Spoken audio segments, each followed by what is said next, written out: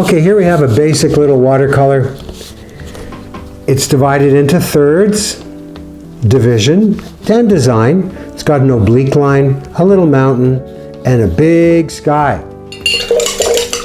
So what I want to do is I want to do a dark, a medium, a light, and then just pure white. So dark, I will wet the paper here with my little brush. This is my little sable brush. It's actually a little bit of a synthetic blend, so there may be a little bit of synthetic fiber in it. I've wet it.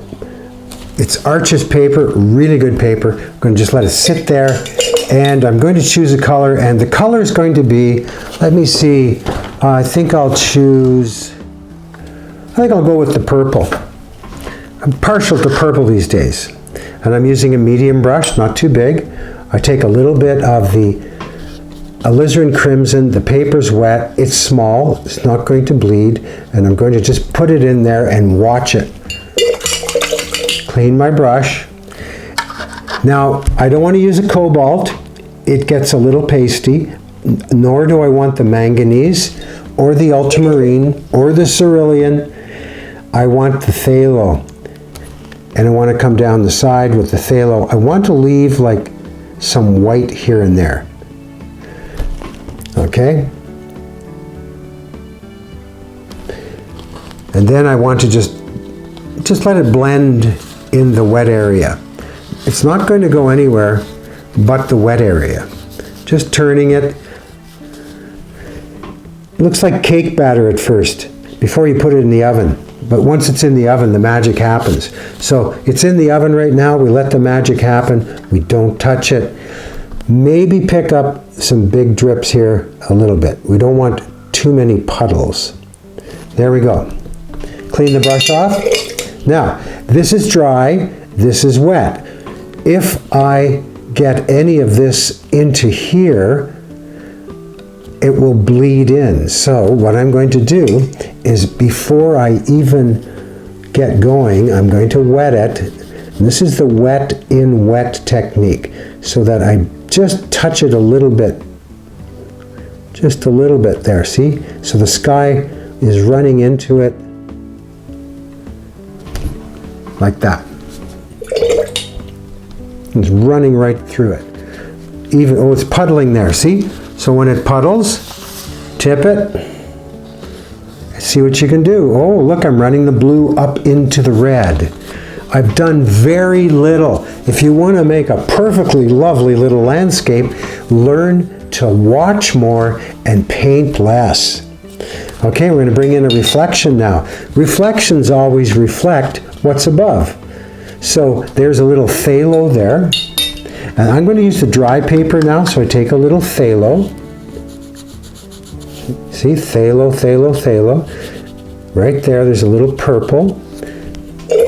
I'm going to take a little bit of, steal a little bit from here, which will lift the paint. Put it in here.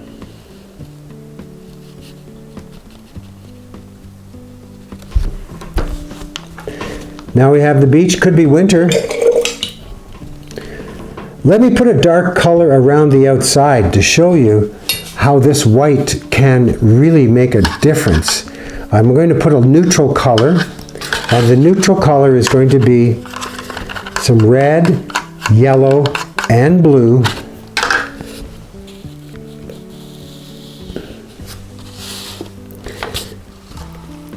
Whenever you mix three colors, and be careful I don't get that wet area, you get what's called a neutral. This is a mixture of yellow, blue, and a little bit of alizarin crimson.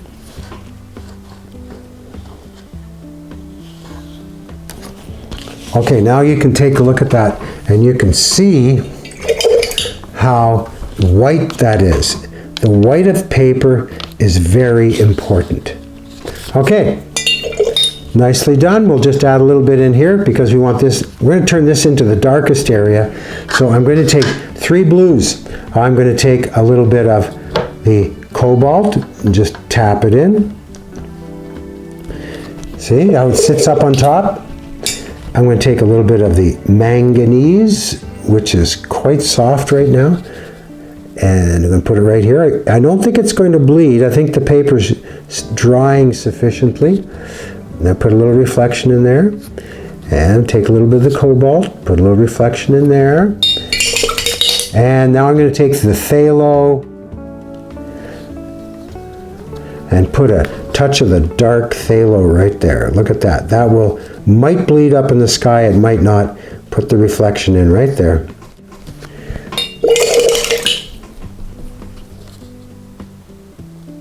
Yeah, I think I'll go with winter and leave that white snow. Okay, look at this. It might just bleed up.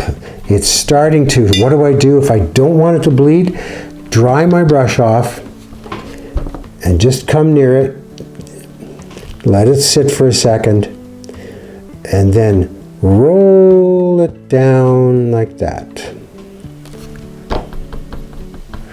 So if you see it's still bleeding, dry that brush off.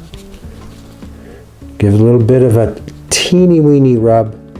Pull it down. There we go. It's a great little picture. It only took a couple minutes, and we learned how to use wet paper and why it's important to leave spots of white.